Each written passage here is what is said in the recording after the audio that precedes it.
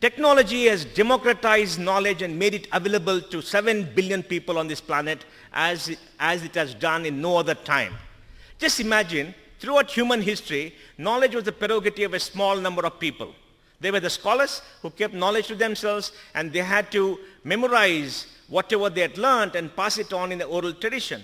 And then came writing, where there were scripts who used to write and copy books. So if you want a copy of a book, you had to actually sit down and get the scripts to write it. So the monasteries started in the west, there were large ashrams in the east, and people used to write. So whenever an invader came to a different country, they could go to this library, burn all the books, kill all the scholars who were few in number, and they could take over a country because the collective memory of the society was in the hands and minds of a few set of people.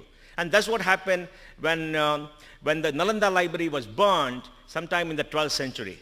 It is said that Nalanda took 15 days to burn because the manuscripts are so many. The accumulated knowledge of hundreds of years of human effort, thousands of years of human effort, and hundreds of years of time was burnt away in 15 days. And one of the world's greatest universities were destroyed in 15 days by invaders from Afghanistan in the east of India. But more than the advent of technology and the knowledge is the democratization of knowledge. Human beings have been suppressed and oppressed throughout history because they lack access to knowledge. Now, tyrants cannot oppress people. When Tiananmen Square happened in China, China shut off all means of communication, but they could not shut off the internet. And news went out. So we saw this great picture of a young lad standing in front of a tank, offering the tank a flower.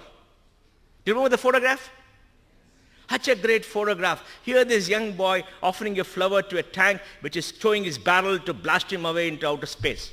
Look at the courage of this. Then we saw in the Nirbhaya case a young girl breaking open the gates of Rashtrapati Bhavan, rushing inside to meet a president, to tell a president that women are being raped and oppressed in India. And she took the piece of paper and she ran inside, this brave little girl. And we saw it all happening live. And we saw it because of technology. So nobody can suppress you anymore. There can be no tyrants who can change and stop this information because it's available. And a child in Timbuktu, a child in Kalahandi, a child in Bangalore, a child in Manipal can all have access to the same source of knowledge.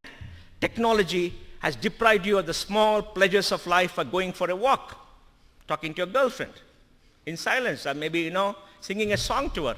You no longer want to sing a song to your girlfriend because you go on Twitter, or you go on Facebook and exchange mails and your photographs and your likes and dislikes. There'll be 10 girlfriends at the same time. Because, it's very easy to do that, right? You can manage 10 girlfriends or 10 boyfriends. Earlier, you should manage only one girlfriend or one boyfriend because, you can manage more. Now, you can see them all on a screen and do many things. Yes, but please remember, if technology has a negative side, it has a negative side because you choose to use technology for the negative aspects. Thank you. It's a great pleasure to be here. It's always a great pleasure to come back to MIT and talk to the students and to be part of this debate. You have to be very foolish to be part of this debate. I have to be very foolish, not you. One, it's impossible to debate Mr. Mohandas. I have seen him enough in dealing with Arnab Goswami and Barkadat, and I am no match for either of them. Two, as he correctly said, philosophers themselves are a foolish race because we want to decide to speak against the proposition that technology enhances quality of life in a technology institute. And not only that,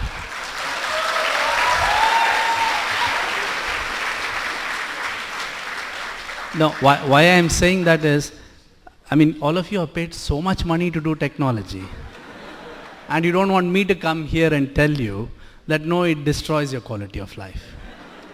But that's why we are very foolish and that's why we are liberated. And one of the great things about the philosophy community, at least the idea of philosophy, is that we are very scared of technology. We don't want to deal with technology in the ways in which technocrats would deal with it. In fact, we have lost the idea of leisure. When was the last time you looked at the skies? You cannot. Why? Because of this great object called the cell phone or the mobile.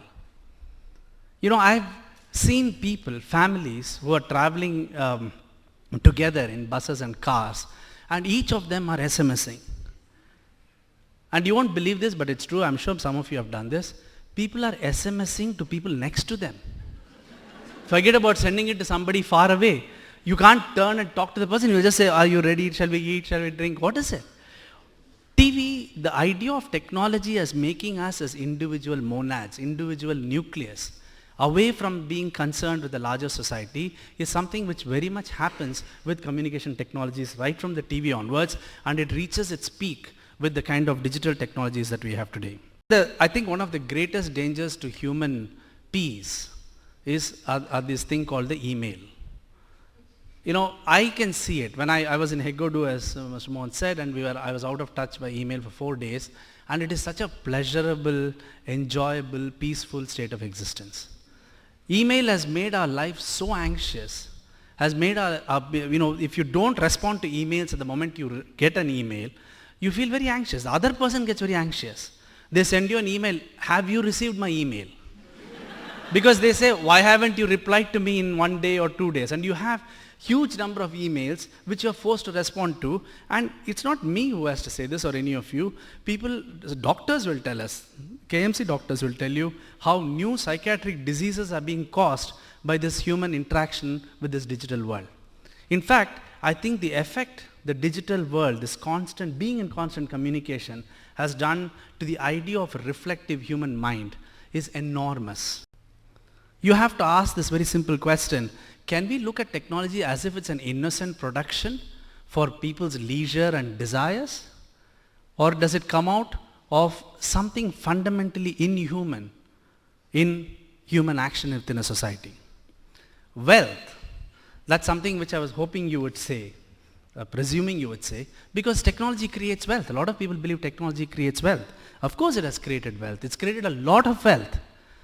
But at no time in the history of the world have lesser people held more wealth than today, in today's world.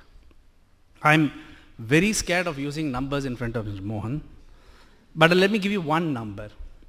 Today, 29 million, that's about 0.6% of those with assets under their name own $87.4 trillion, or 40% of all global assets.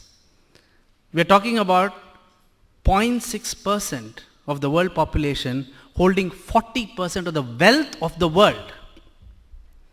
Much of it is through this modern, liberal, technological enterprise. So you have to ask yourself a question: where is democracy within technology? Where is democracy within this distribution of resources? If 0.6% of the country, of the world's population owns nearly half the world's wealth, and from all projections, while we are very happy that the middle class is sort of growing, but the upper, the global, the wealth pyramid, the top are becoming smaller and smaller.